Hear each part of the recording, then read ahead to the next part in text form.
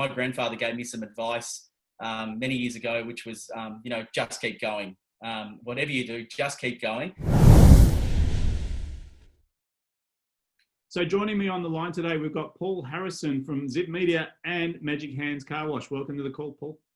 Thanks for having me, David. It's a pleasure to be here. Yeah, so interesting. You run a number of businesses, and I suppose maybe if you just explain a bit more about what they are, that sort of give everyone else a sense of what you do. Yeah, sure. So at the moment, I've got three businesses. The one that's opened is a digital marketing business, Yeah. And I'm also a business partner in a Magic Hand Car Wash franchise business. Yeah. Which is obviously closed at the moment due to phase 4, Mhm. and also service a lot of the different major car dealerships through Melbourne with a number of staff doing a number of things, being detailing cars, etc. So, Right. So I have a number of different businesses, and they serve different purposes. Fantastic. So tell us a bit about the current economic climate. Obviously, it's affected at least 2 out of the 3 of the businesses that you're in. So what are you doing to navigate the current economic climate? Yeah, it's a tough one. When there's no revenue coming in, obviously the basics around making sure that all your costs, you're doing whatever you can to control those costs, and make sure that obviously if you've got JobKeeper coming in, that's very handy, and you've got to make sure you use that effectively. But I think, obviously also looking ahead and understanding what the future may hold. There's a lot of uncertainty out there. And so what I see is there's probably a few things to think about, which is, where is my business placed now? Yeah. And how is it going to look in 2021? That's sort of where my focus has been. It's around navigating to what's 2021 look like. When we reopen, is there a strategy around reopening, or are we just hoping for the best? So having a bit of a plan, being ready to go, and whether that, that might be some online stuff, and it might be, business collaboration. I think, business partnership and business collaboration is probably going to be one of the most important things going into the next 2 years, where businesses find partners that have a synergy in values together and actually work together to try and add value to customers' experiences and get them value and drive traffic between each other. So there's a heap of things you can do, and everyone's doing the best they can, I think. Yeah, but it's funny when you say planning for 2021. It's like the whole of 2020 has been a planning year for some people. That's right. Which is pretty intense. But on the other side of the coin, it does create people's strategy. Like you talked about, you start looking at business and saying, well, how do I bulletproof my business? Because one thing, people are saying, what's it going to be like on the other side? And no one really knows. But all we do know is change is like, no one anticipated what was going to happen 2020, right? So all of a sudden we're in this situation, we're going, oh, imagine a year ago I said, you're all going to be locked in your house and you're only allowed out for 1 hour and you're going to have to wear a mask, and you'd think I was nuts, right? Correct. And now it's normal, right? And now they're talking about COVID normal and this sort of thing. So for a business owner, I think the key skill is to be able to anticipate options and say, well, in the new market, what do I think it's going to look like? And what you touched on there, that whole idea of collaboration and communication, I think, it's going to be a part of the future plan, whichever way you look at it, regardless of what happens. Yeah, and it's also about thinking through your products and your strategies, even in-house. So, if I'm a customer, I'm my own customer, what are you going to be looking for into my business? So for example, in our car wash business, we're thinking about things like, do we have to have staff in a different uniform that are particularly just devoted to cleaning, constant cleaning, sanitizing consistently to show the public that there is someone actually differentiated in our business who's actually dedicated to doing that, rather than just, using one of our own team in their own uniform normally to just go around and clean, because people wouldn't notice that, so it's actually, these little things, thinking about how customers will perceive you, how they will experience when they come back in, and how you can make sure that you're at the forefront in terms of how you present and what experience you provide. So tell me a bit more, like, obviously you're in the marketplace, you're in business. What opportunities do you see moving forward? How do you sort of turn that into a business opportunity? Look, I think there's a couple of opportunities around, just understanding, is there an opportunity for your business to actually, everyone talks about pivot. Everyone's sick of saying pivot, but, you don't have to pivot 180 degrees directly. There might be some slight tweaks you can make in your product range. There might be some tweaks you can make in your pricing model. If you think that your volume might go down, is there an opportunity to add more value to your service and increase your prices slightly? There's a whole lot of things that you probably can do or need to do and review, and make some decisions that might actually help your business going forward. And I think, David, you mentioned it before, it's really important to have multiple ideas and strategies just in case, because we don't know, we're a bit uncertain. So having a few irons in the fire, or having a few options, and thinking those things through, and even touching base with people. When I talk about, business collaborations, physically actually, talking to people now, like touching base and saying, hey, I'm thinking we could do something together. Do you reckon we could have a chat about it? And just, if things happen the way we think they will, that way you've got someone there that you can already lean on or talk to about, trying to help each other's business. So I do think there's a number of things that can be done that, obviously we are sitting around, a lot of us, and hoping for the best, but it's, you just want to be proactive as much as you can. Yeah. I mean, you mentioned the word pivot, and for me, pivot sort of has an undertone of change, but it also has an undertone of chucking out the baby with the bathwater. I'm more a fan of the word adapt, like being adaptable in business and saying, well, with the new environment, how can I take my current business and utilize what I have to move into the new sort of environment? So what you've just described there is saying, think of the options, start making connections, because if you need to move, then move. So don't actually sort of try and anticipate what's going to happen. Just try and, it's like playing chess, right? You got to think 6 moves ahead, but you don't know what the player's next move is going to be. You can only guess, right? And until it happens, it's still, there's options. So same sort of thing. Completely right. And I think also even the narrative that you carry through your business, to think about at the moment, in the past, maybe, you've been very, very pushing on the sales component and trying to really get your sales business going.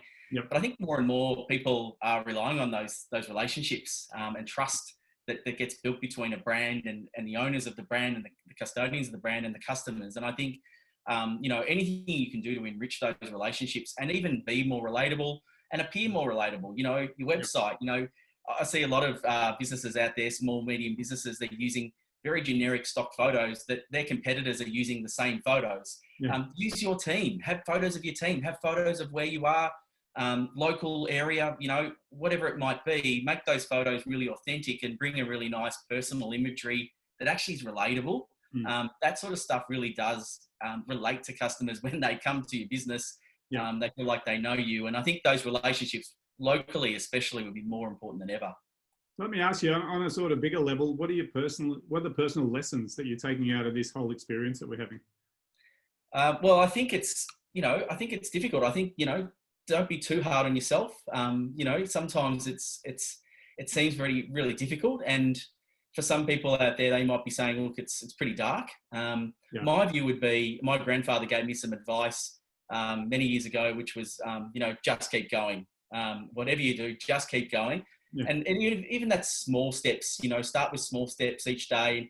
Even if that's, like I actually thought about it this morning, David, like I got out of bed and, my alarm went off at 5:45 and I went for a session, sort of online gym session. And it was done by, 6:30 and it came out and I thought, this is the best part of the day. The sky's blue. It's nice, and it's Monday and I already feel good. So do little things that actually make you feel good personally, because that actually sort of flows on to the rest of the things that you do that day and also the things you do in your business. If you're feeling comfortable and you're feeling good and you're feeling, some sort of optimism, then I think it helps you to focus on the activity that matters and the priorities that matter. And that's what I've really learned is, when you're at a loss, just start with something, just do something, whether that be, physical or whether that be focusing on something in your business. And just really just get stuck into it and you'll find things start to flow, even if you've found it very hard to start. So that would be my advice. That's fantastic. I was going to ask you what the best piece of business advice you've received is, but I think you just nailed it with your grandfather's statement. Never goes out of fashion. Favorite book? Favorite book? I actually really like this book called Atomic Habits. I don't know if you've heard of that. I have heard of it. I haven't read it yet, but it's on my list. Yeah, well, I'd suggest you definitely get that one and have a listen. I'm an Audible person. I listen to everything, and I just find that book is very, very clever, very simple, basic concepts, but talks a lot about forming habits and how much habits can actually make quite big change in your life. Yes. But you don't actually look at it like a big change. You take small little increments, and they sort of refer it. It talks about, for example, an airline pilot on a runway. If I take off this way, I might end up in New York. But if I just move that nose cone, 2 degrees, it might mean I end up in San Diego. So there's, just that little changes you can make today, they sort of end up in big changes long term. Yeah. And that's something that the book really talks through. And I think there's some fantastic skills and things that people can adapt. And I think especially today, I mean, goodness, having some good habits really helps you. So it's a good read. Fantastic. All right, Atomic Habits. Who is the author? Do you remember? Off the top of my head, I think it's James Clear, if I'm not wrong. Okay, fantastic. You can Google everything these days, so it doesn't matter so much, does it? Exactly last question for you. Number one piece of advice you give to someone in business right now?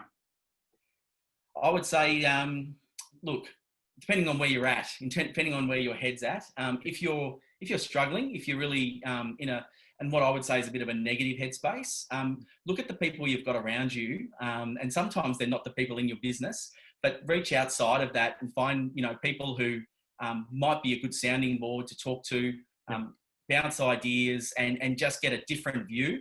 If you are struggling, sometimes that really helps when someone else can take you out of the minutiae and have a bit more of a helicopter view of your business. Yeah. I would say that, reaching out, everyone should have at least some people they can call on, or even someone like yourself, David, just pick up the phone and call Business Outcomes. But, I think there's obviously, you can't do everything by yourself. And I think in business, a lot of people try to, and I think that's, building walls and doing things in silos is not the answer. The answer is, use as much of the good information that's out there and the good people that are out there to help you with your business. It's even much harder these days with lockdown because we're sort of put into isolation.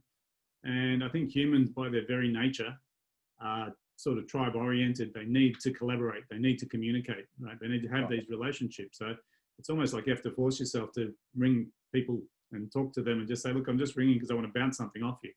Yeah.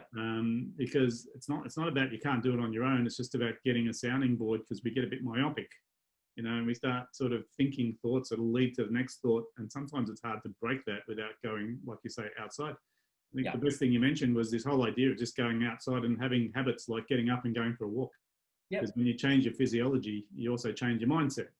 And I think people are often sitting in front of this TV screen or computer staring at Zoom all day and they don't realise how stressful that can be.